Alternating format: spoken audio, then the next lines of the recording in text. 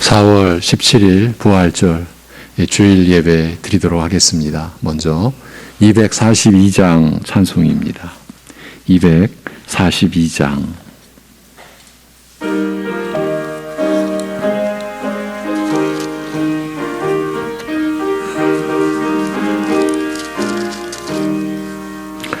황무지가 장미꽃같이 피는 것을 볼 때에 구속함에 노래 부르며 거룩한 길 다니리. 거기 거룩한 그 길에 검은 구름 없으니 낮과 같이 맑고 맑은 거룩한 길 다니리. 하나님의 아름다움과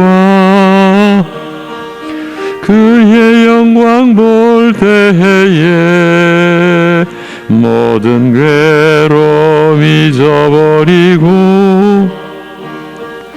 거룩한 길 다니리.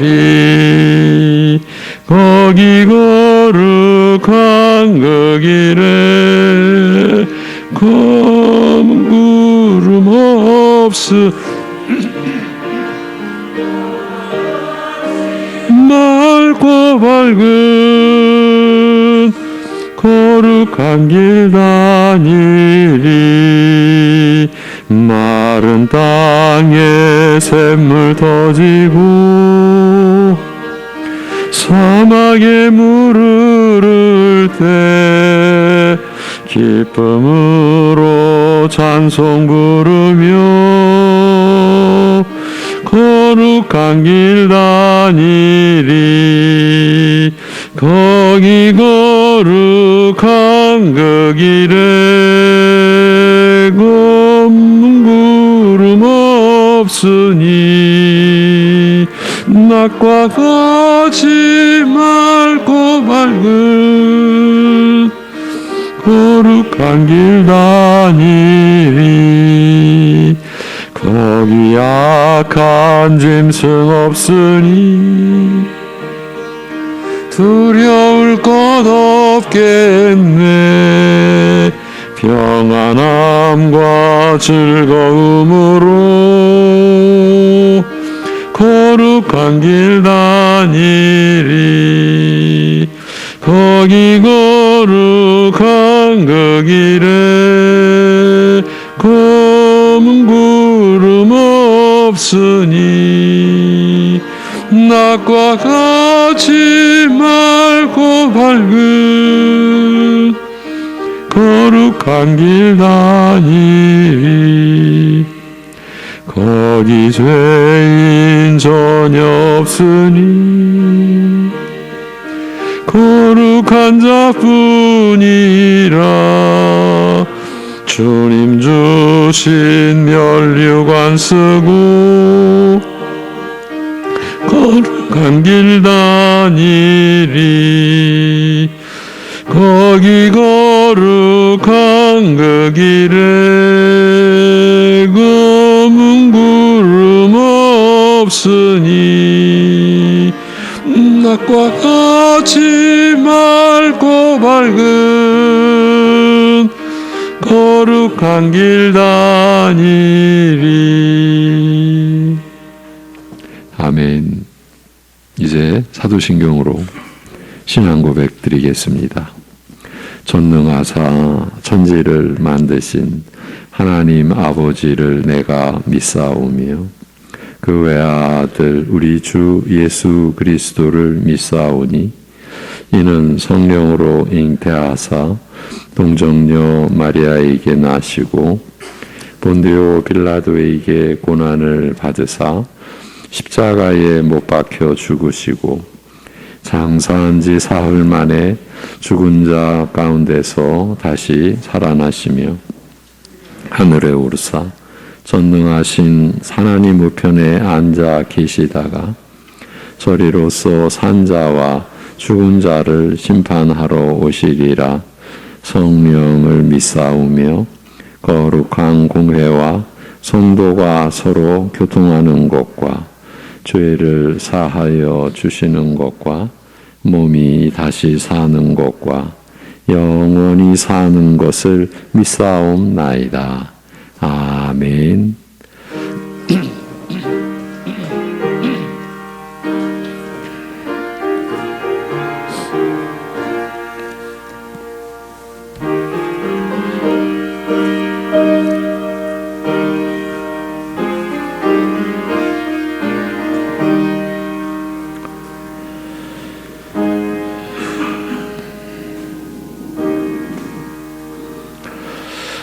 그가 죽으심은 죄에 대하여 단번에 죽으심이요 그가 살아계심은 하나님께 대하여 살아계심이니 이와 같이 너희도 너희 자신을 죄에 대하여는 죽은 자요 그리스도 예수 안에서 하나님께 대하여는 살아있는 자로 여길지어다.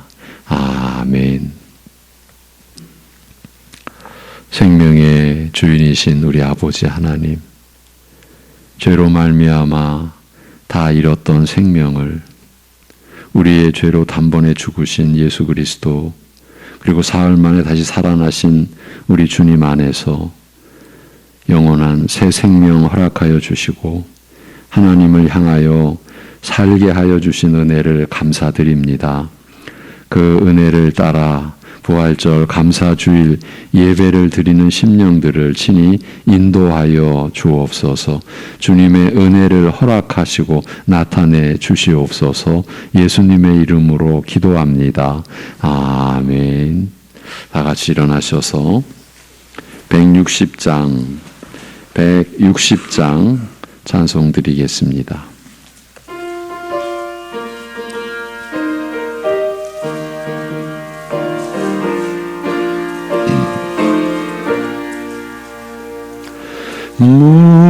무덤에 머물러 예수 내 구주 새벽 기다렸네 예수 내 주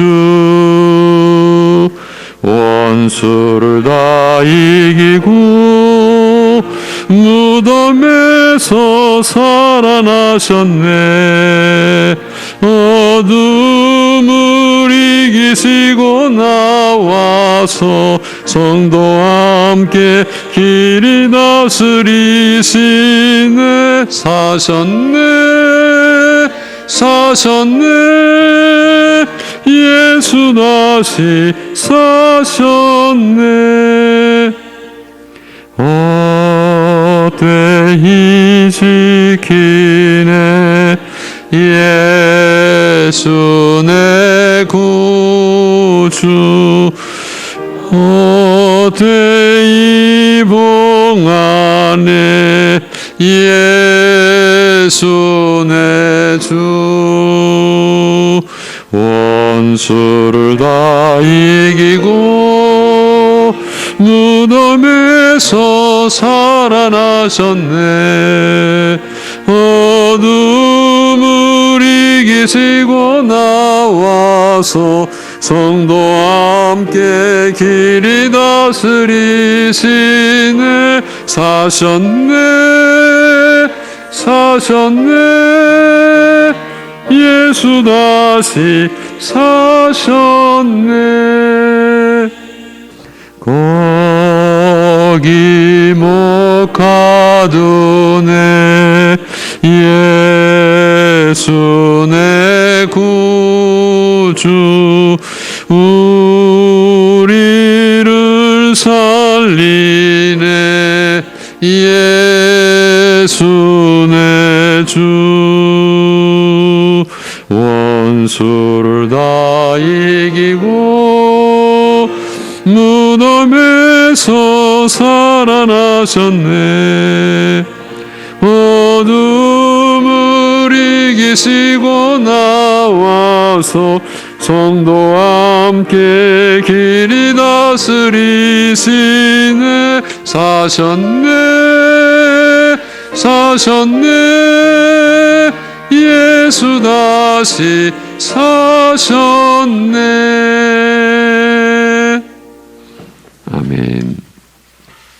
교동문 133번 부활절 교동문입니다. 133번. 하나님께서 그를 사망의 고통에서 풀어 살리셨으니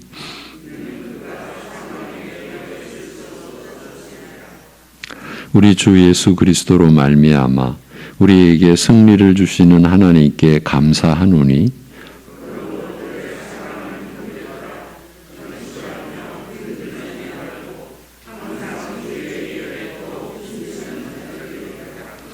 이 말을 할 때에 예수께서 친히 그들 가운데 서서 이르시되 너희에게 평강이 있을지어다 하시니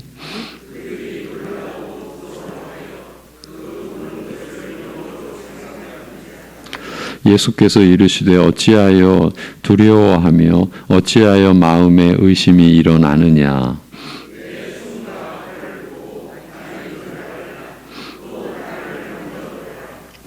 영은 살과 뼈가 없으되 너희 보는 바와 같이 나는 있으니라.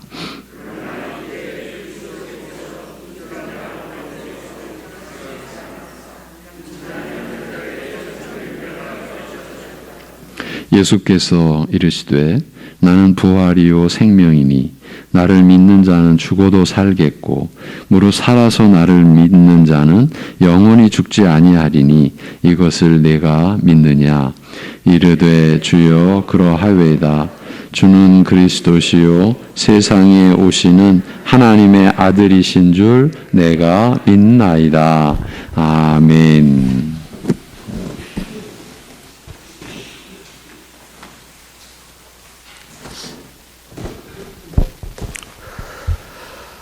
사랑받을 자격이 전혀 없는 우리들을 오직 주님의 놀라우신 은혜와 사랑으로 영원전에 예정하사 선택하여 주셔서 자기 아들을 아낌없이 내어주시는 그 사랑으로 말미암아 우리를 자녀로 불러주시고 오늘 부활주의를 맞이하여 하나님 앞에 예배 드리게 하시는 은혜에 감사드리옵나이다. 하나님 아버지, 우리들이 이렇게 측량할 수 없는 무한한 은혜와 사랑을 받고 있음에도 그 은혜에 감사하지 못하고 우리의 인생 가운데 하나님의 선하시고 기뻐하시고 온전하신 그 섭리를 신뢰하지 못하고 원망하고 불평하며 또 낙심하며 그렇게 죄악된 길을 따라 살아갈 때 많았음을 회개하옵나이다. 하나님 아버지, 우리의 심령 가운데 이 시간 소생케 되는 은혜를 입게 하여 주셔서 우리의 그 심령이 그 성령의 그 충만함으로 우리의 그 거짓됨과 죄악됨을 자기 부인하고 의의 길을 따라 힘있게 나아갈 수 있도록 은혜 베풀어 주옵소서. 코로나의 상황과 관련하여 이제 새로운 정부 방역 그 대책이 이렇게 나왔습니다. 이런 변화되는 상황 속에서 당회와 각 기관과 교육부서가 오직 성령을 의지하여 주님의 도우심을 힘입어 용기와 또 지혜로 목양의 사명을 넉넉하게 감당할 수 있도록 은혜 베풀어 주옵소서. 온 성도들의 예배의 회복과 신앙의 회복의 은혜를 입게 하여 주옵소서. 믿음의 다음 세대들 이런 어려운 상황 가운데서도 주님께서 붙들어 주셔서 진리의 말씀과 성령으로 언약의 말씀을 따라 양육되며 신앙의 계승이 이루어져 나갈 수 있도록 은혜 베풀어 주옵소서. 고난과 또 질병과 여러 가지 삶의 압력으로 고통받는 지체들이 있습니다. 하늘로부터 내려오는 위로와 평강을 충만케 하여 주옵소서. 그리스도께서 우리와 함께 연합할 수 있는 그런 우리가 그리스도와 함께 연합할 수 있는 그런 은혜를 입게 하여 주셨사오니 그리스도께서 공급하시는 거룩과 의와 그 생명이 풍성하게 우리 안에 충만히 이루어져서 주께서 주시는 그 힘을 따라 그 영광의 힘을 따라 모든 견딤과 오래 참음으로 기쁨으로 주 앞에 순종의 삶을 드려나갈 수 있도록 은혜 베풀어 주옵소서. 이 시간 말씀을 듣습니다. 말씀 전하시는 목사님께 성령의 큰 권능과 영육 간의 강건함으로 함께하여 주옵소서. 이 시간 부활주일 말씀 들을 때에 복음을 향해서 또 식어지고 또 무감각해진 우리의 심령이 다시금 복음을 향한 열정이 깨어날 수 있도록 도와주옵소서. 우리들이 주님 앞에 그 부활 생명을 이미 받아 누리고 있다는 그 감격과 그 감사함으로 우리들이 이 시간 말씀을 듣고 그 말씀 가운데 성령께서 우리 가운데 말씀이 깨달아질 수 있는 은혜를 입게 하여 주셔서 말씀이 우리 가운데 이루어짐으로 말미암아 우리가 부름받은 일상의 삶의 자리 가운데서 복음의 증인, 부활의 증인으로 살아갈 수 있도록 주여 힘을 더하여 주옵소서. 부활이요 생명 되신 우리 주 예수 그리스도의 이름으로 기도드리옵나이다. 아멘.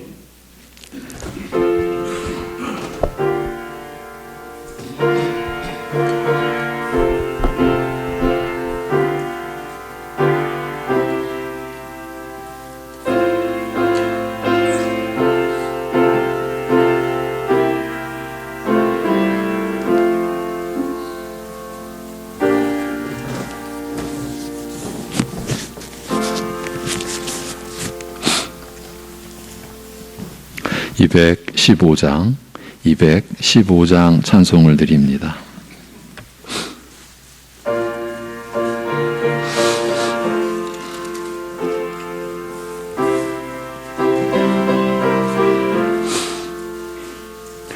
내 죄 속해 주신 주께 힘과 정성 다하니 나의 온갖 언행 심사 주를 위한 것일세.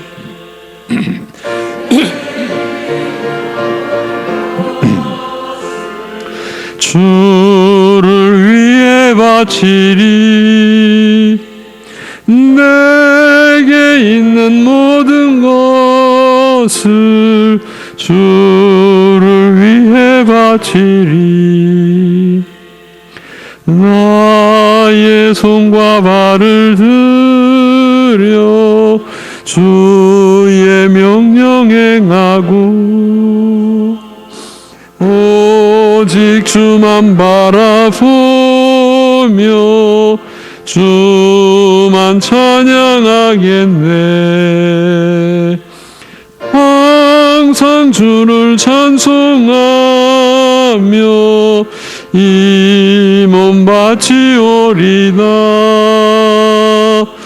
항상 주를 찬송하며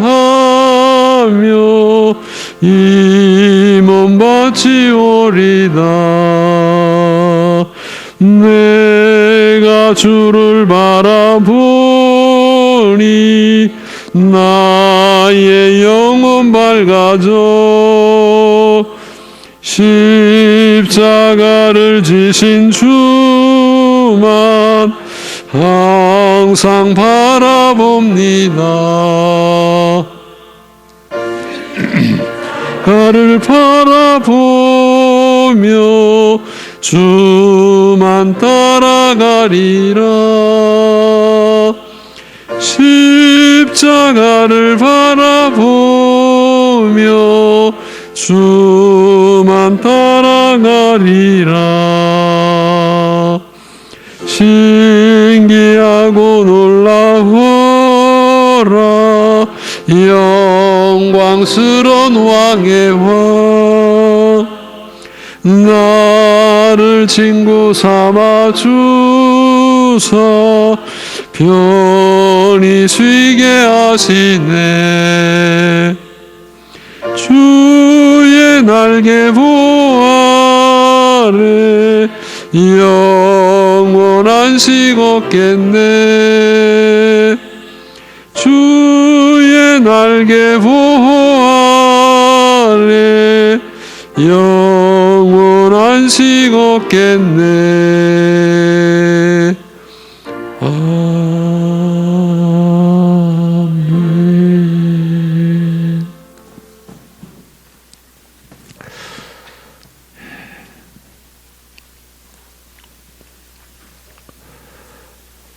죄악으로 창조의 질서를 부패케 하고 욕되게까지 한 이 세상, 그 인생들을 그대로 진멸하지 아니하시고 택한 자들 구원하시기로 작정하시고 그 영원한 그 뜻을 이루신 하나님 아버지, 그 구원의 그 경륜을 이루시기 위하여 아들을 사람으로 이 땅에 보내시고 우리가 받을 죄로 인한 고난과 저주를 홀로 다 짊어지고 하나님 아버지께 버림받는 그 고통과 괴로움까지도 다 받게 하시고 그리하여 죽음의 자리에까지 이르게 하신 아들을 사흘 만에 다시 살리셔서 죄악분이 우리들에게 아들의 그 공로와 은혜로 영원한 의를 입혀주시고 하나님의 사람들, 하나님의 자녀들로 우리를 불러주신 우리 아버지 하나님의 은혜를 찬송하며 감사를 드립니다. 그 은혜는 하늘 같은데 우리가 지닌 것은 뭔지 알갱이만도 못한 것, 갚을 길이 없는 그러한 하나님의 은혜를 오늘도 그리하여 우리가 찬송하며 감사하며 나아가오니 주여 긍휼히 여기사 우리를 받아주시옵시고 갚을 길 없사오나 우리의 생애 동안 우리가 가진 것 다 하나님을 위하여 쓸 수 있고 하나님의 나라와 하나님의 뜻을 우리가 구하고 섬기는 일에 사용되어지기를 소망하며 살아갈 수 있는 주의 모든 백성들로 삼으시며 또한 세워 주시옵소서. 아버지 하나님, 우리가 우리 자신을 위해 무엇을 움켜쥔들 우리 자신을 위한 것이 될 수 없음을 깨닫는 역사가 있게 하여 주옵소서. 우리를 위한 것은 오직 하나님께서 다 베풀어 주시고 육신의 생애뿐만이 아니라 육신의 생애를 넘어 영원한 하나님 나라에서 영생을 살 수 있는 모든 것이 오직 성부, 성자, 성령 하나님께로부터 우리에게 주어지는 것임을 우리가 알고 또 믿고 그리하여 우리가 하나님께로부터 받아 누리는 모든 것을 우리 위에 쓰지 않고 우리의 것으로 여기지 않고 하나님의 것으로 우리가 믿고 여기고 그리하여 하나님을 사랑함으로 서로를 사랑하는 데 쓰여지기를 소망하며 살아가는 우리들 되게 하여 주시옵소서. 우리가 움켜진들 다 부패하고 썩을 뿐이요 하나님께 내어놓을 때 사랑의 도구가 되고 선한 그릇이 되고 의를 이루고 생명을 섬기는 것으로 쓰여질 수 있는 그 생명의 이치를 하나님 나라의 이치를 우리가 또 깨달아 갈 수 있게 하여 주옵소서.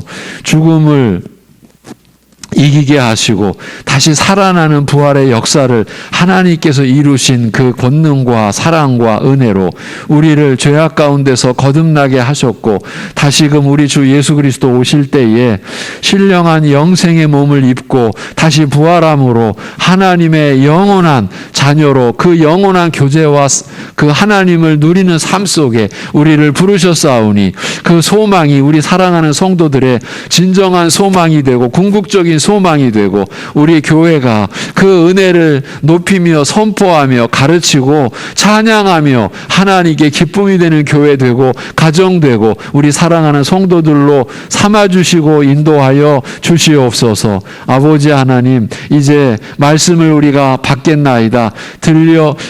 듣게 하여 주옵시고 성령께서 역사하여 주옵시고 이 말씀을 허락하신 분도 성령님이시오니 이 말씀이 나타나고 이 말씀이 역사하는 것도 오직 성령님께서 주관하실 일이오니 우리 안에 성령님 나타나시고 오늘도 역사하여 주시옵소서. 모든 것 주님께 의탁하오며 우리 주 예수 그리스도의 이름으로 감사하며 기도하옵나이다. 아멘.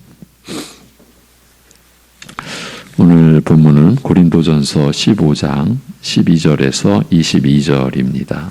만일 죽은 자의 부활이 없으면 이 제목으로 고린도전서 15장 12절에서 22절이 본문입니다.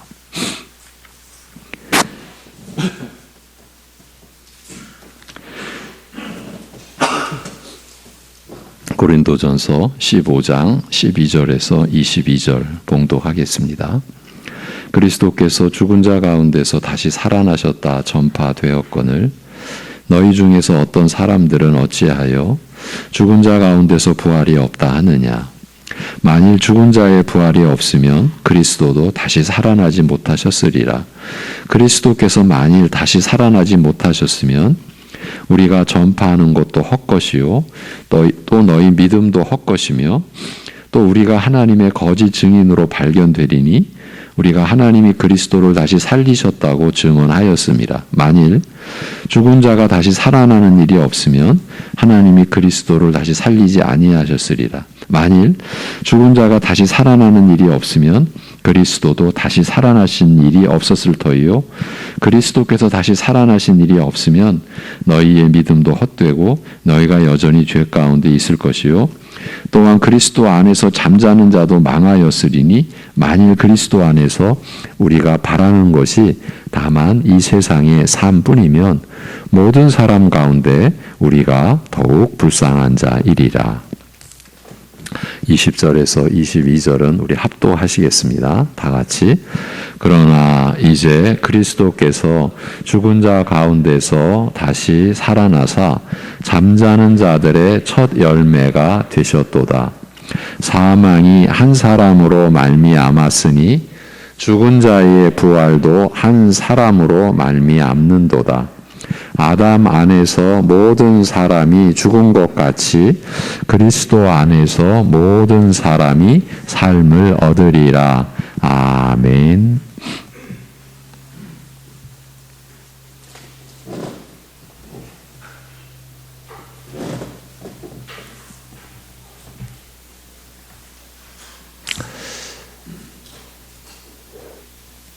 얼핏 보면 고린도전서는 일종의 사례 모음집, 그저 교회에 생기는 이런저런 일에 대한 권면을 모아놓은 책이라고 생각하기 쉽습니다. 그런데 고린도전서는 교회에서 생기는 서로 상관성이 없는 이런저런 문제들을 모아가지고 그것들에 대해서 가르침을 주는 그런 책이 아니고 취급한 순서와 전체 내용을 잘 보면 볼수록 그 전체가 일관성 있게 신학적으로 꽉 짜여져 있는 것을 알 수 있습니다. 그러니까 교회가 어떻게 세워지고 무엇으로 세워지며 그 교회의 성격이 무엇이고 본질이 무엇이며 교회가 이 세상에서 어떻게 존재해야 하는가, 교회에 속한 이들은 어떻게 살아가야 하는가 하는 점에 대해서 포괄적이면서도 깊은 원리를 제시하고 있다고 볼 수 있습니다. 한마디로 세상과 교회의 관계 속에서 참된 교회와 아울러 그 교회를 이루는 자들의 전체적인 삶을 가르치고 있는 것입니다. 이런 흐름과 윤곽 속에서 본문이 기록된 15장에서는 사도 바울이 그리스도의 부활을 언급하면서 결국 이와 같은 지상적 교회의 존재와 삶의 궁극적인 종착점이 어디인가, 그 종국이 무엇인가, 더 크게 이야기를 하면 역사의 종착역이 어디인가를 진술해 갑니다. 결국 우리가 어떠한 종국을 바라보고 어떠한 소망을 가지고 살아갈 것인가에 관하여 이 15장에서 부활과 더불어 그리스도의 재림으로써 그에 대한 대답을 하고 있는 것입니다. 오늘은 그 한 부분을 통해서 그리스도의 부활이라는 실제의 사건이 지니는 의미와 그 은혜의 본질을 다시 확인하고 또 나누고자 하는 것입니다.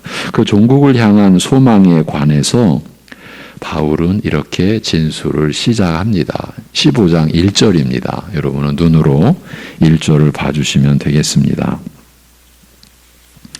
형제들아, 내가 너희에게 전한 복음을 너희에게 알게 하노니 이는 너희가 받은 것이요 또 그 가운데 선 것이라. 3절, 내가 받은 것을 먼저 너희에게 전하였노니 이는 성경대로 그리스도께서 우리 죄를 위하여 죽으시고 장사 지낸 바 되셨다가 성경대로 사흘 만에 다시 살아나사라고 말입니다. 이렇게 진술을 시작합니다.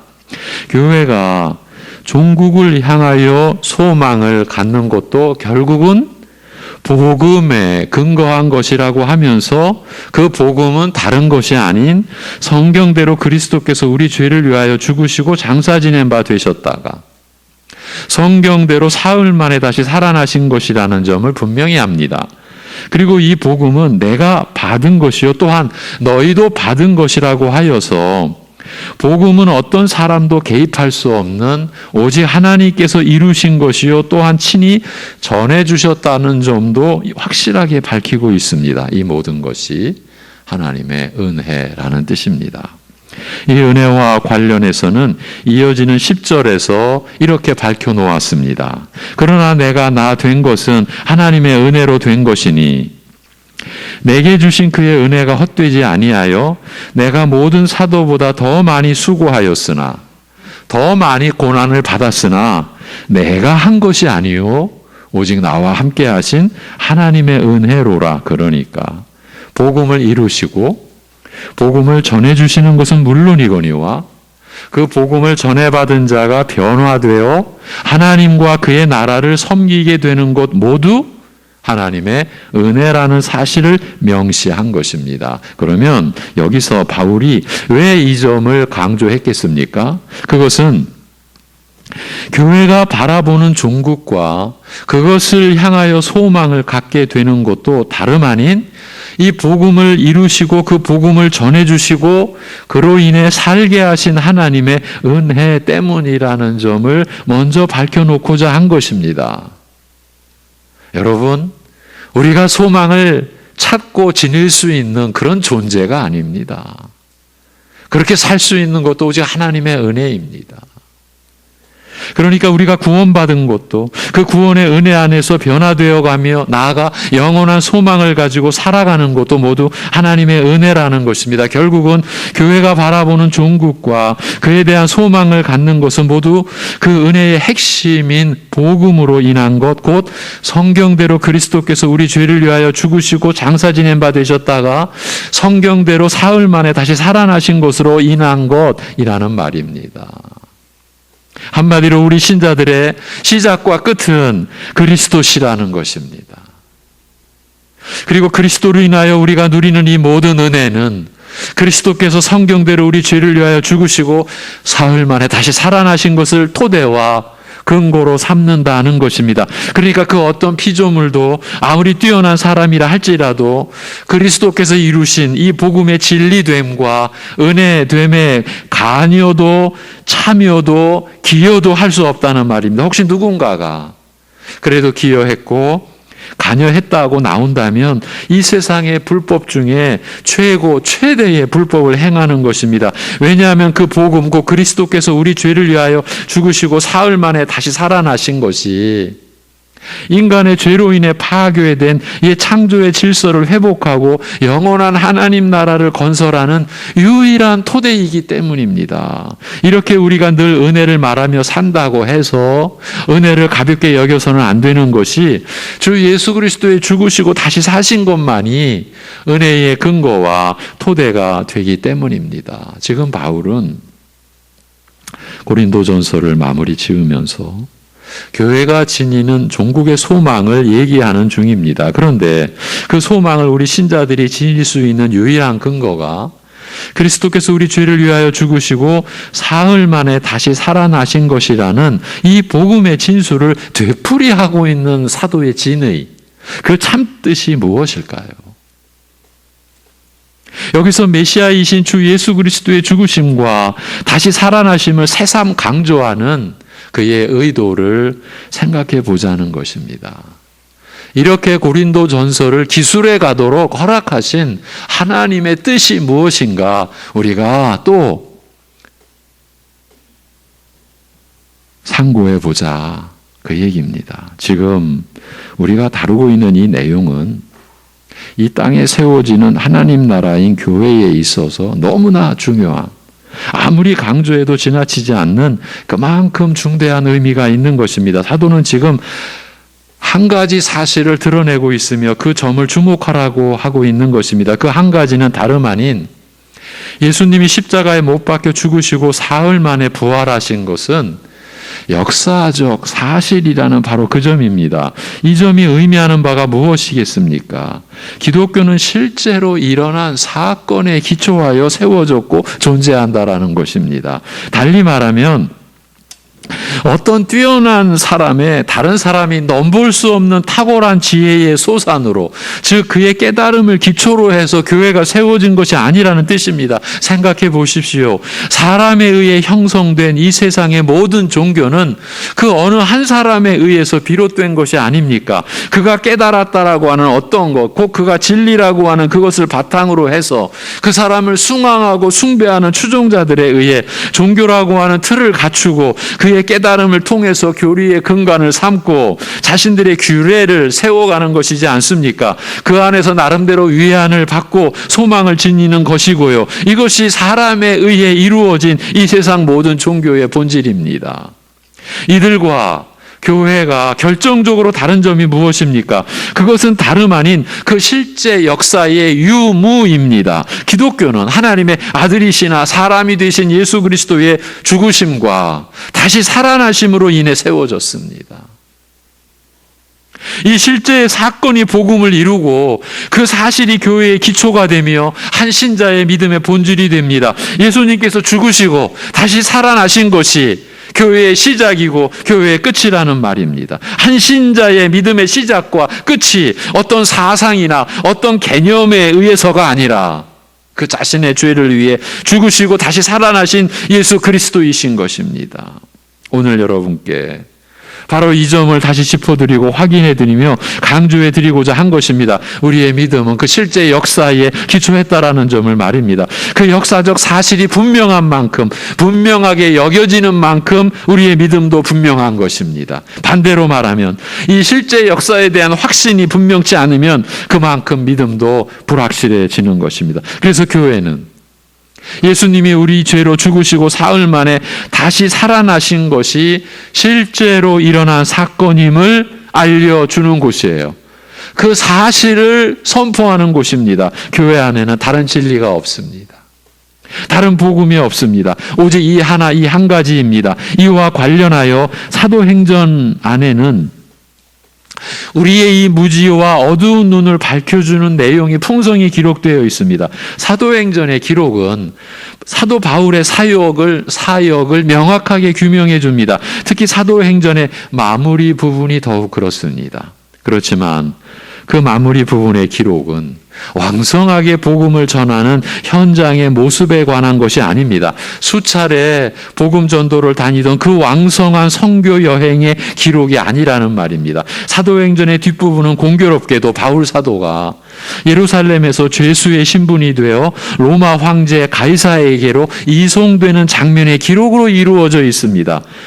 이런 상태로 그리스도의 복음이 그 당시 땅끝이라 할 수 있는 로마로 향하게 됩니다. 선교의 최전선에서 온갖 고난을 이겨낸 사도의 뭔가 영광스러운 모습으로 로마를 향하는 것이 아니라 고작 죄수의 신분으로. 여러분, 이 자체가 암시하는 의미도 정말 큽니다. 그렇게 사도행전 뒷부분이 어떻게 보면 이상하리 많지. 왜 이 사도행전의 이 어마어마한 대역사의 장정이 왜 이런 모습으로 표현되어질까 싶을 정도로. 그런데 그 장면들이 암시하는 의미가 크다라는 거예요. 복음의 영광과 권세는 우리가 기대하고 상상하듯이 이 세상에 크게 그 빛을 드러내는 형태로 전해지지 않습니다. 오히려 고난과 핍박이 주로 임하는 과정에서 복음의 영광이 전해지고 그 열매를 맺게 됩니다. 바울의 생애와 그의 사역 자체가 이 점을 그대로 보여줍니다. 그 기록이 사도행전, 특히 끝부분입니다. 우리가 복음을 위하여 산다라고 할 때에 이 점을 잊어서는 안 됩니다. 세상 영화를 바라서는 안 된다는 얘기입니다. 그 장면에서 바울 사도가 왜 유대인들에게 붙잡혀 죽임당할 위기를 겪는지, 꼭 그의 죄가 무엇인지를 설명하는 내용 속에서 역설적으로 바울 사도의 사역이 무엇이었는지 그 핵심이 드러납니다. 사도행전을 조금은 좀 거론을 하겠습니다. 사도행전 21장을 보면 바울이 예루살렘에서 유대인들에게 붙잡혀 그대로 죽임을 당할 위기에 처하게 되지만 그대로 죽임 당할 수 있었습니다. 그런데 하나님의 섭리로 로마군 천부장에 의해 구출을 받고 로마군 진영 내에 거하게 됩니다. 그런 가운데서 바울은 로마 총독 벨릭스와 이스라엘의 대제사장과 장로들 그리고 저들의 변호사 앞에서 자신이 받은 하나님의 은혜와 복음의 진리를 선포하게 됩니다. 이런 상태에서 총독 벨릭스는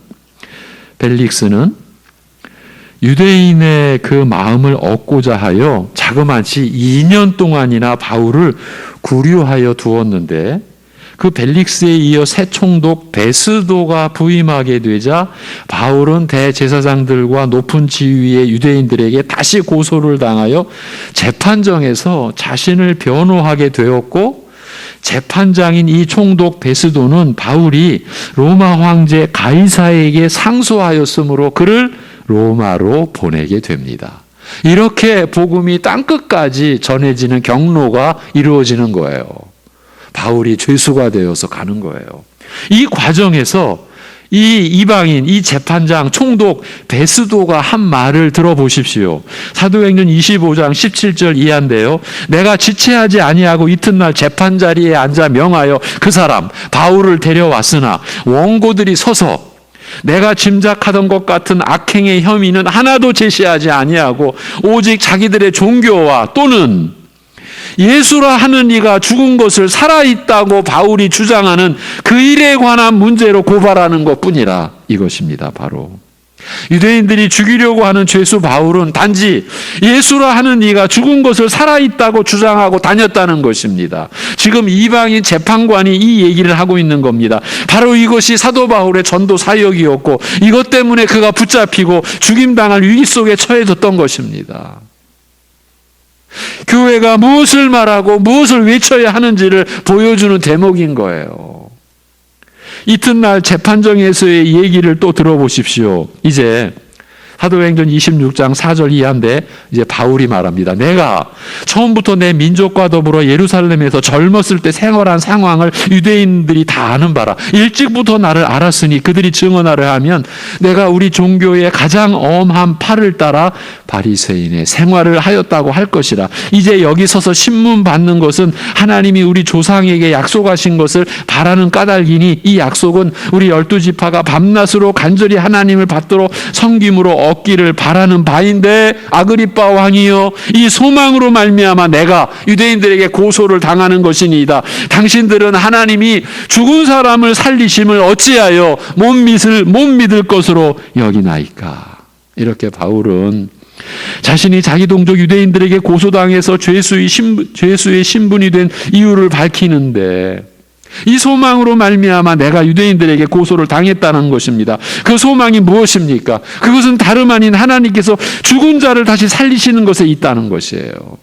그러니까 하나님께서는 자신들의 죄로 인해 죽으신 예수님을 다시 살리셨고 그래서 우리의 소망도 그 죽으셨다가 다시 사신 예수님께 있는 것이라고. 그러니까 죽었다가 다시 살아나신 예수님을 영접하고 믿을 때에 그 새 생명을 우리도 받는 것이 우리의 소망인데 그 소망을 전하는 것으로 인해서 나는 고소를 당했다고 하는 것이에요. 여러분, 교회의 소망, 신자의 소망은요, 우리의 죄로 죽으셨다가 다시 사신 예수님께 있는 것이에요.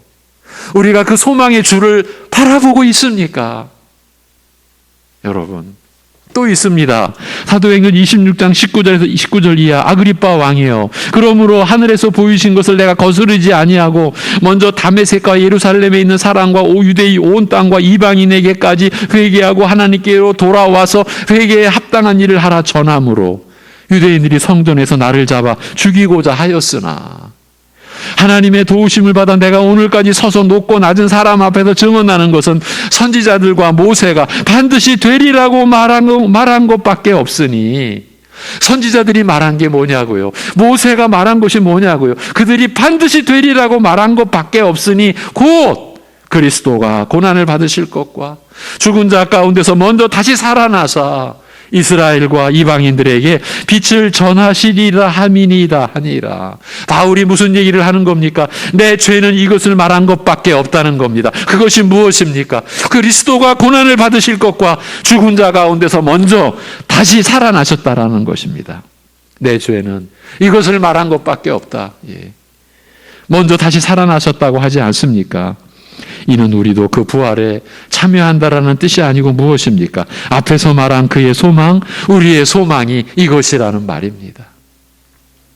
그런데 여기서도 바울은 중대한 사실을 밝히고 있습니다. 그것은 곧 그리스도께서 고난을 받으시고 죽은 자들 가운데서 부활하신 첫사람이 되셔서 이 백성 이스라엘과 이방인들에게 빛을 선포하시리라고 하지 않습니까? 그러니까 자신은 이 생명의 빛을 선포하시고 전하시는 주님의 종일 뿐이요 심부름꾼일 뿐이라는 것입니다. 그래서 이런 죄수의 신분이어도 아무 상관 않고 주 예수 그리스도의 고난과 부활의 복음을 전할 뿐이라는 겁니다. 교회가 어떤 곳입니까? 무엇을 말하고 무엇을 선포하고 가르치는 곳입니까?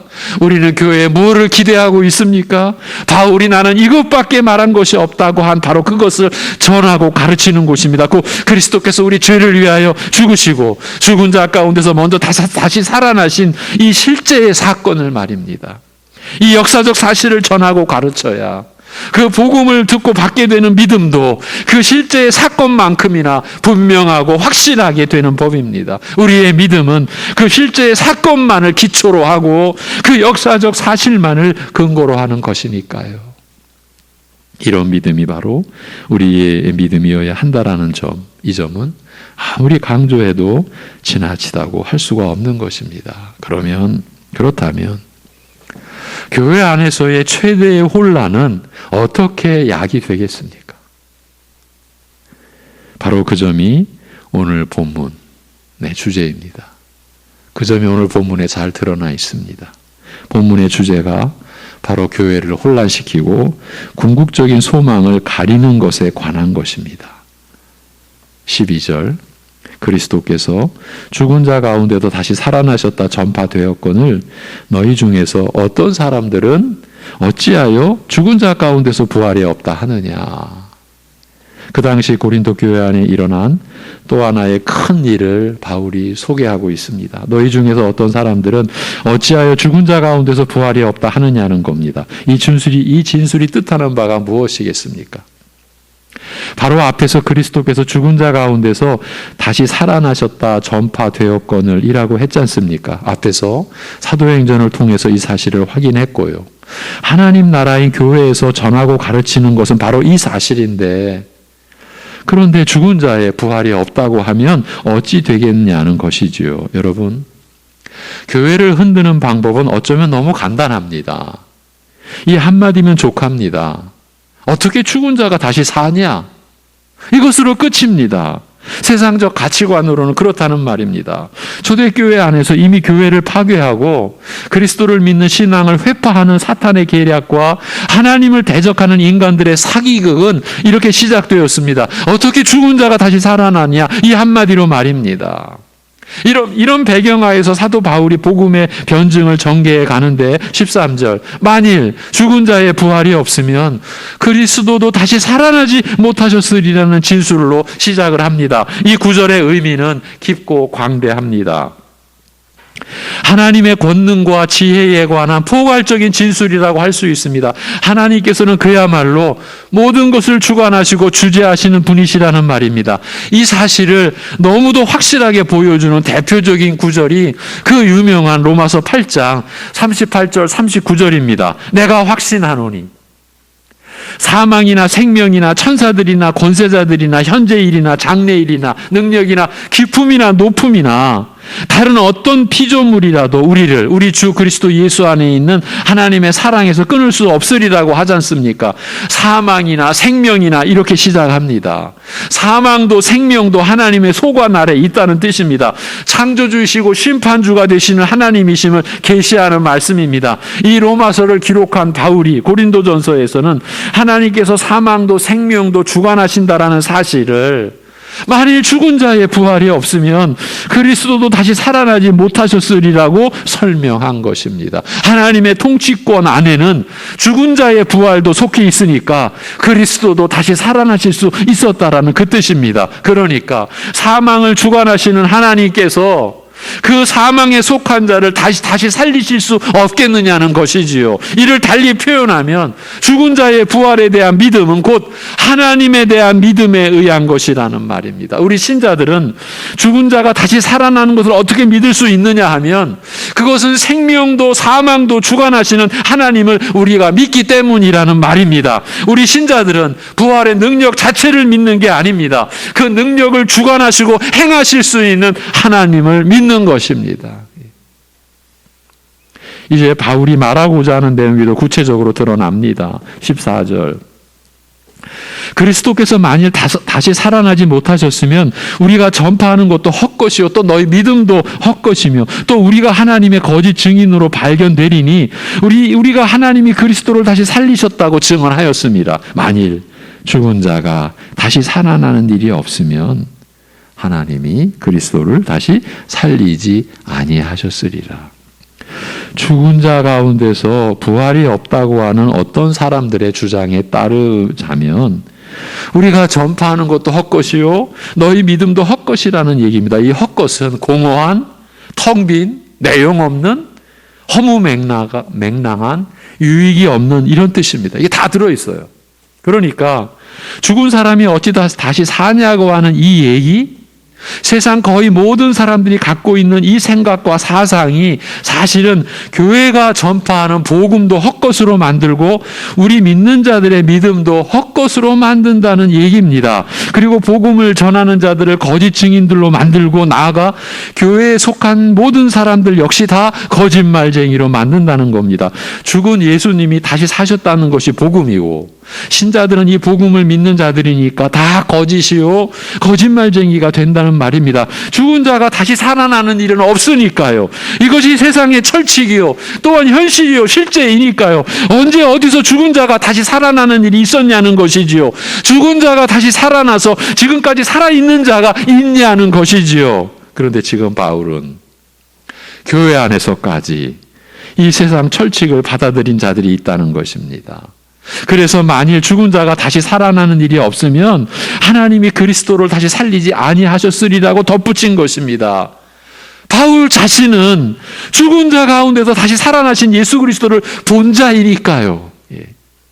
그 예수 그리스도를 만난 자이니까요. 그러니까 죽은 자가 다시 살아나는 일이 없을 리 없다. 있다. 그리하여 하나님께서 그리스도를 다시 살리셨다라는 것입니다. 그리고 이 실제의 역사를 토대로 한 진리와 그 은혜 위에서 이 땅에 예수 부활을 증거하는 교회가 세워졌다. 그 얘기를 하고 있는 것입니다. 우리의 믿음의 근거가 되는 이 중대한 진리의 내용을 바울은 다시 강조합니다. 16절. 만일 죽은 자가 다시 살아나는 일이 없으면 그리스도도 다시 살아나신 일이 없었을 터이요. 그리스도께서 다시 살아나신 일이 없으면 너희의 믿음도 헛되고 너희가 여전히 죄 가운데 있을 것이요. 또한 그리스도 안에서 잠자는 자도 망하였으리니 라고 합니다. 이를 역으로 설명해 가자면 우리의 믿음이 헛되고요. 우리가 여전히 죄 가운데 있게 되며 나아가 그리스도를 믿고 죽은 분들도 망하는 길이 하나 있으니 그것은 그리스도께서 다시 살아나신 일이 없는 경우이고 결국은 죽은 자가 다시 살아나는 일이 없는 경우라 하는 것이에요. 그렇다면 우리의 믿음도 헛되고 여전히 죄 가운데 있을 것이라는 말입니다. 심판의 저주 가운데 있게 되는 거죠. 따라서 죽은 분들도 그리스도 안에서 죽은 분들도 죄 가운데서 죽었으니 멸망에 처해져 있는 것이라고요. 이런 말입니다. 이 얘기를 다시 돌려놓고 보십시오. 이제 다시 돌려놓고 보겠습니다. 원래대로. 우리의 믿음이 헛된 것일 리가 없고 여러분 우리의 믿음이 헛되다라고 하면 어찌 되는 겁니까? 우리가 여기 왜 있는 겁니까? 우리의 일생이 뭐가 되는 겁니까? 그런데 우리의 믿음이 헛된 것일 리가 없고 여전히 우리가 죄 가운데 있어도 멸망에 처해질 리가 없고 따라서 그리스도를 믿고 죽은 곧 잠자는 분들이 망했을 리가 없는 것입니다. 왜냐하면 우리가 믿는 그리스도께서 다시 살아나셨으니까요. 다시 말하면 우리 죄를 위하여 죽으신 그리스도께서 부활하셨으니까요. 그렇다면 죽은 자가 다시 살아나는 일이 없는 게 아니라 엄연히 있는 것입니다. 그리스도께서 다시 살아나셨으니까요. 이렇게 해서 사망까지도 하나님께서 주재하신다라는 사실이 밝혀진 것입니다. 그러고 보면 우리가 하나님을 알게 되고 믿게 된 것이 우리로 하여금 이렇게 사망의 권세까지도 두려워하지 않을 수 있는 경지에 오르게 하는 것입니다. 곧 부활의 신앙을 소유하게 된 것이라는 그 말입니다. 이 모든 것이 우리 죄를 위하여 죽으신 예수 그리스도께서 사흘 만에 다시 살아나심으로써 이루신 그 은혜로 인한 것입니다. 그러면서 바울은 이 부활을 부인함으로써 교회를 파괴하려는 최대의 적이 어떻게 우리 가운데 침투해 있는지를 밝히는 것으로 이 문단을 마무리합니다. 그게 19절입니다. 만일 그리스도 안에서 우리가 바라는 것이 다만 이 세상의 삶뿐이면 모든 사람 가운데 우리가 더욱 불쌍한 자이리라고요. 전의 개혁판에서는 우리의 바라는 것이 다만 이 생뿐이면 이라고 했습니다. 짐작들 하셨지요? 부활의 신앙의 최대의 적은 멀리 있는 것이 아니라는 사실이 이렇게 드러났습니다. 우리의 매일의 삶이 어쩌면 그리스도의 부활을 믿지 못하게 하는 그 현장일 수 있다는 말입니다. 우리도 거의 대부분 하루하루를 이 세상의 삶을 위해 살고 있기 때문입니다. 부정할 수 없는 우리의 현실입니다. 그렇기 때문에 우리는 말씀을 떠나면 안 된다고 하는 것입니다. 말씀 없이 우리의 생각대로라면 우리는 내가 바라는 것은 다만 이 세상의 삶뿐이라는 방식으로 살 수밖에 없습니다. 육신의 정욕과 안목의 정욕과 이생의 자랑을 쫓고 또 쫓으며 살 수밖에 없는 것입니다. 예수님의 부활이 무슨 상관입니까? 시쳇말로 그게 밥 먹여주는 게 아니지 않습니까? 이렇게 여기면서 말이죠. 이렇게 살아가는 우리를 향해 바울이 내린 결론은 모든 사람 가운데 우리가 더욱 불쌍한 자라는 것입니다. 세상 모든 사람이 다 불쌍한 자들인데 그 중에서도 우리 신자들이 더욱 불쌍한 자들이라는 뜻입니다. 왜입니까? 그리스도 안에서 우리가 바라는 것이 다만 이 세상의 삶뿐이니까요. 일반 사람들이야 그리스도 밖에서 살아가니까 어차피 바라는 것이 이 세상의 삶뿐이지만 우리 신자들이 우리 죄를 위하여 죽었다가 사흘 만에 다시 살아나신 그리스도를 믿고 그 은혜 안에서 살아간다라고 하면서 고작 바라는 것이 이 세상의 삶뿐이면 더욱 불쌍한 자라는 겁니다. 그러면 왜 더욱 불쌍한 자인 겁니까? 이미 앞에서 정의해 놓았지 않았습니까? 우리가 일반 사람들과 근본적으로 다른 게 그리스도를 믿는 믿음인데 그 믿음을 헛것으로 만들어 놓고 있으니까요. 어떻게 믿음을 헛것이 되게 한다라는 겁니까? 바라는 것이 다만 이 세상의 삶뿐이면 그렇다는 겁니다. 바라는 것이 다만 이 생뿐이라는 것은 곧 죽은 자의 부활이 없다는 관념에서 나온 삶의 방식이라고 볼 수밖에 없으니까요. 바울이 이 얘기를 하려고 한 거예요. 이렇게 바울은 고린도 교회의 가장 큰 문제를 가지고 교회가 바라는 종국적인 소망에 대해서 밝혀가고 있는 것입니다. 그것은 우리 죄를 위하여 죽었다가 다시 사신 그리스도를 바라보는 것입니다. 바라보는 것이라고 또 곧 부활의 소망을 가지고 살아가는 것이라고. 즉 우리는 무엇보다 영원한 하나님 나라와 그 의를 구하며 사는 것이라고요. 이 얘기를 하는 거예요. 이에 관하여 예수님께서 이 땅에 계시는 동안 말씀해 놓으신 것이 있습니다. 산상수훈 속에서요. 그러므로 염려하여 이르기를 무엇을 먹을까, 무엇을 마실까, 무엇을 입을까 하지 말라. 이는 다 이방인들이 구하는 것이라. 너희 하늘 아버지께서 이 모든 것이 너희에게 있어야 할 줄을 아시느니라. 그런즉 너희는 먼저 그의 나라와 그의 의를 구하라. 그리하면 이 모든 것을 너희에게 더하시리라고요. 예수님께서 친히 하신 말씀입니다. 머지않아 십자가에서의 죽음과 그 안에서 다시 살아나실 일을 앞두고 계신 예수님께서 그 일로 인해 이루시고 베푸시는 은혜 안에서 모든 교회와 성도들이 살아갈 목표와 소망을 이렇게 밝혀주셨던 것입니다. 우리가 바라는 것은 하나님의 나라와 하나님의 의라고 말입니다.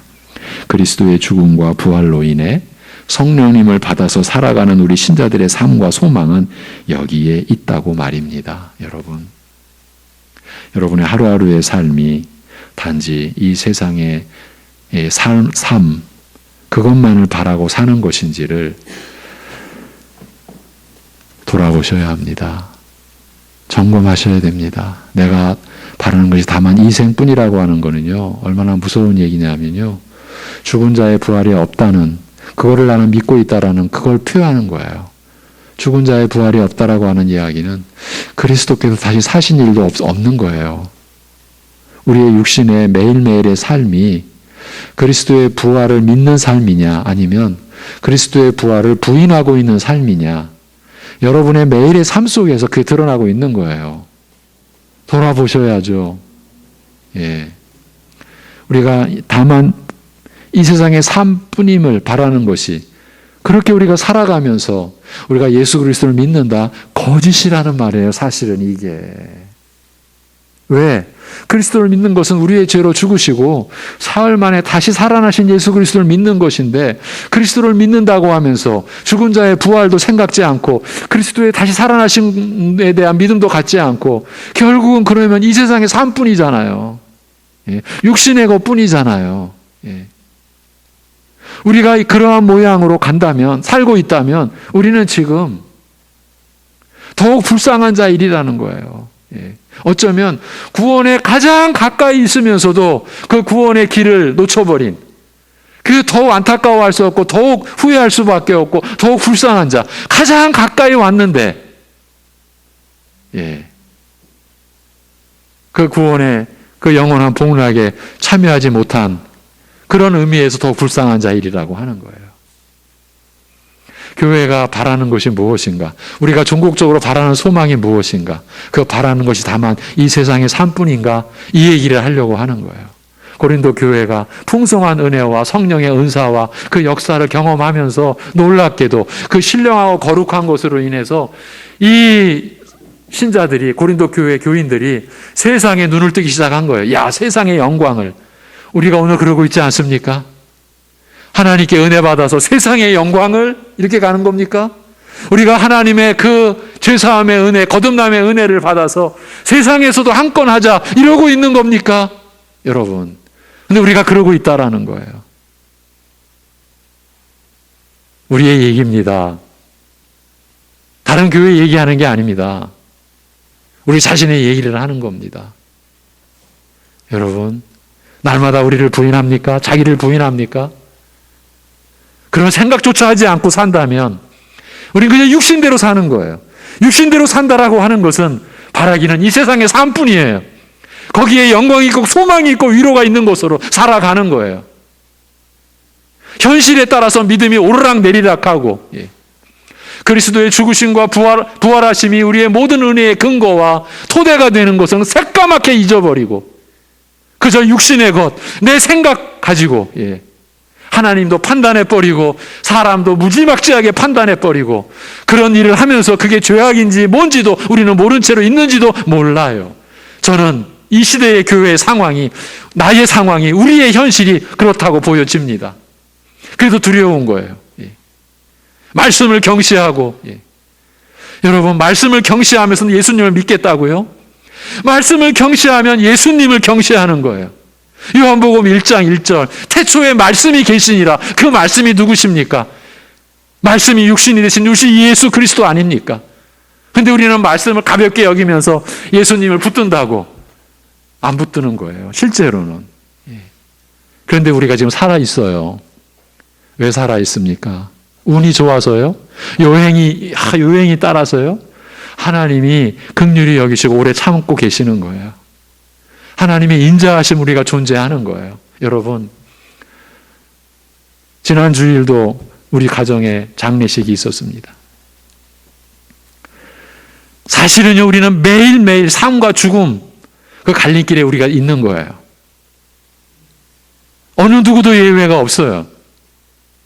여러분이 지금 살아있는 것이 하나님의 뜻이에요. 하나님의 은혜예요. 하나님의 오래 참으심이에요. 하나님의 긍휼과 하나님의 인자하심이에요. 하나님이 거두시면 그날로 끝이에요. 그런데 우리는 마냥 내 생명인 것처럼, 내 날인 것처럼, 내 것인 것처럼, 감사할 줄도 감격도 없이, 우리는 하나님의 생명을 그렇게 물쓰듯 낭비하면서 거기서 원망이나 하고, 감사할 줄 모르고 제 얘기하는 거예요. 우리 얘기하는 거예요. 왜? 바라는 것이 다만 이생뿐이니까. 그러면서 우리가 그리스도를 믿는다라고 말하는 게 얼마나 앞뒤가 안 맞는 것인지 바울 사도가 이 점을 짚어주고 있는 거예요. 그러면서 우리가 그리스도의 죽음과 부활로 인해 성령님을 받아서 살아가는 우리 신자들의 상과 소망은 결국 하나님 나라를 구하는 것에 있다. 이런 삶을 살아야 할 토대와 이유를 이렇게 바울은 고린도전서에서 밝혀놓은 거예요. 그러나 이제 그리스도께서 죽은 자 가운데서 다시 살아나사 잠자는 자들의 첫 열매가 되셨도다. 사망이 한 사람으로 말미암았으니 죽은 자의 부활도 한 사람으로 말미암는도다. 아담 안에서 모든 사람이 죽은 것 같이 그리스도 안에서 모든 사람이 삶을 얻으리라. 여러분 모두들 그리스도 안에서 얻은 삶을, 그 삶을 살아가시기를 바랍니다. 기도하겠습니다. 하나님 아버지, 우리가 지금 하나님을 향하여 살아가는 이 생명이 우리의 죄로 죽으시고 우리의 의를 위하여 사흘 만에 부활하신 예수 그리스도와 연합된, 그로 인하여 우리에게 주어진 새 생명으로 우리가 살아가는 것임을 다시금 일깨워 주옵시고, 우리가 그저 자연스럽게 주어진 그 생명이 아니라 우리 위해 죽으시고 부활하신 그리스도와 연합된 그 새 생명으로 살아가는 그 하루하루를 우리가 늘 기억하고, 그래서 감사하고 감격해하고, 그래서 우리의 삶이 죄악된 것으로 쓰러져 가고 그렇게 소비되어져 가고 우리 육신의 것을 위해 그렇게 물쓰듯 그렇게 낭비되어져 가는 그 생명이 아니라 하나님의 나라를 구하고 그 의를 구하고, 그래야 하나님이 우리를 그렇게 사랑하셨고 그렇게 긍휼히 여겨주셨듯 우리도 서로를 사랑하는 일에 우리가 받은 은혜를 물쓰듯 쓸 수 있는 그러한 성숙관, 그렇게 성장한, 그렇게 그리스도의 장성한 분량에 이르러간 그러한 교회가 되고 우리 성도의 가정이 되고 우리 각자 성도의 형상이 세워져 갈 수 있게 주여 역사하여 주옵소서. 우리가 이 진리의 이 영원한 생명의 말씀을 받았사오니 우리의 삶이 그 생명의 말씀에 따라서 이루어지는 그러한 모습이 이루어지게 하여 주옵소서.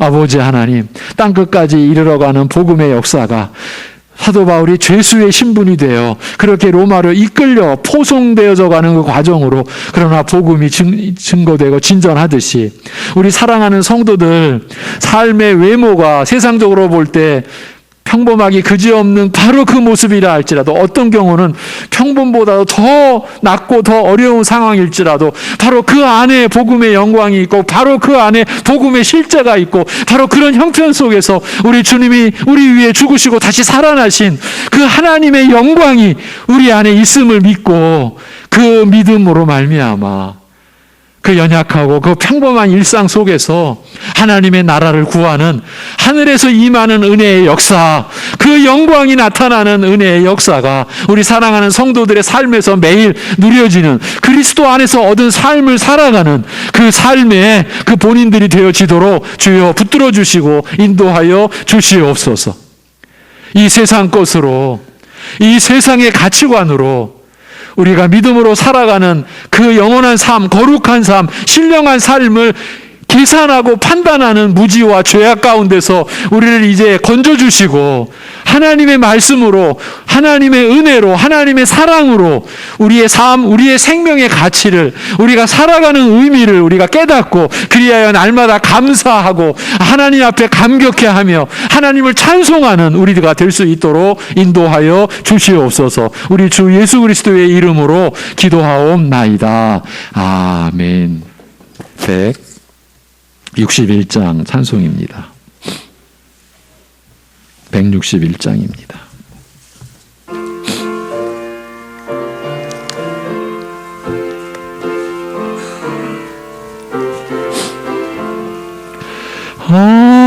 할렐루야 우리 예수 부활 승천하셨네. 세상 사람 찬양하니 천사와 나 파도다. 구주 예수 부활하사 사망 권세 이겼네. 구주 예수 부활하사 사망 권세 이겼네. 할렐루야 우리 예수 왕의 왕이 되시고 우리들의 중보 되심 성령 증거하시네. 구주 예수 부활하사 처음 열매 되셨네. 구주 예수 부활하사 처음 열매 되셨네. 할렐루야 우리 예수 흠과 티가 없도다. 무덤 속에 있는 죄인 주가 일으키시네. 구주 예수 부활하사 영광 주로 오시네. 구주 예수 부활하사 영광 주로 오시네. 아멘. 예, 교회 소식입니다. 내일부터 코로나 19로 인한 방역 체계, 그동안 지녀왔던 그 체계가 이제 다 해제되는 것으로, 이제 마스크를 착용하는 것 제외하고는 그렇게 우리가 알고 있습니다. 그럼에도 우리 예배당 안에서 드려지는 예배는 지금 우리가 갖춘 체계를 일단은 유지하겠습니다. 그것이 필요하다라고 봅니다. 왜냐하면 기술적인 문제죠. 예배당은 어쨌든 폐쇄된 공간이기 때문입니다. 그래서 이러한 그 체계와 마스크를 착용하고 하는 그러한 구조로 당분간 예배는 지속이 되도록 하겠습니다. 다음 주일 예배 말씀 안내. 시편 67편 1, 2절. 그의 얼굴빛을 우리에게 비추사, 이 제목으로 시편 67편을 보아가겠습니다. 다음 장. 이번 주는 필리핀 선교사입니다. 우리 문권익 선교사와 그 선교 사역을 위해 기도해 주시기 바랍니다. 오직 말씀과 그 말씀이 역사하는 교회와 가정을 위해서, 그리고 우리 민족과 나라를 위해서, 영유권에 연약한 우리 서로를 위해서, 이웃을 위해서 우리가 기도해야 되겠습니다. 오늘은 부활주일 감사 예배로 드립니다. 성찬식을 아직은 못하고 있습니다. 이제 상황의 변화가 주어졌으니까 의논을 해서 머지않아 성례식을, 성찬식을 갖도록 그렇게 하겠습니다. 위로해 주세요. 우리 김은경 집사님의 부친상이 있었습니다. 이진영 집사님의 장인상이죠. 14일. 위로해 주시기 바랍니다. 오늘 부활절이어서 교회에서 떡을 마련해서 나눕니다. 다들 가져가시기 바랍니다. 그리고 지난주 김학수 집사님께서 자녀의 결혼에 감사해서 음료수를, 이제 교회에서 떡을 마련하니까 음료수를 제공해 주십니다. 그저 서로 사랑하고 교제하는 그러한 배품으로 받아가시면 좋겠습니다. 주보 앞면에 묵상 구절을 읽고 제가 축도함으로 예배를 마치도록 하겠습니다. 로마서 6장 4절입니다. 로마서 6장 4절 다 같이 그러므로 우리가 그의 죽으심과 합하여 세례를 받음으로 그와 함께 장사되었나니 이는 아버지의 영광으로 말미암아 그리스도를 죽은 자 가운데서 살리심과 같이 우리로 또한 새 생명 가운데서 행하게 하려 함이라. 아멘. 부활이요 생명이신 우리 주 예수 그리스도의 은혜와 그 아들을 우리 위해 이 죄악된 세상에 보내주신 아버지 하나님의 사랑하심과 그러한 생명의 은혜와 하나님의 사랑을 우리가 받아 누릴 수 있도록 영원히 우리 안에 거하시며 일하시고 역사하시는 성령님의 교통하심이 오직 그리스도께서 우리의 죄로 죽으시고 사흘 만에 다시 부활하신 것 그것만이 우리가 받는 모든 은혜, 모든 생명, 모든 사랑의 유일한 근거와 토대가 됨을 다시금 붙들고 오직 그로 인해 감사하고 하나님을 찬송하고 경배하는 심령들과 그러한 믿음과 하나님 나라를 구하는 이들 안에 영원토록 함께 하시기를 주님의 이름으로 축원하옵나이다. 아멘.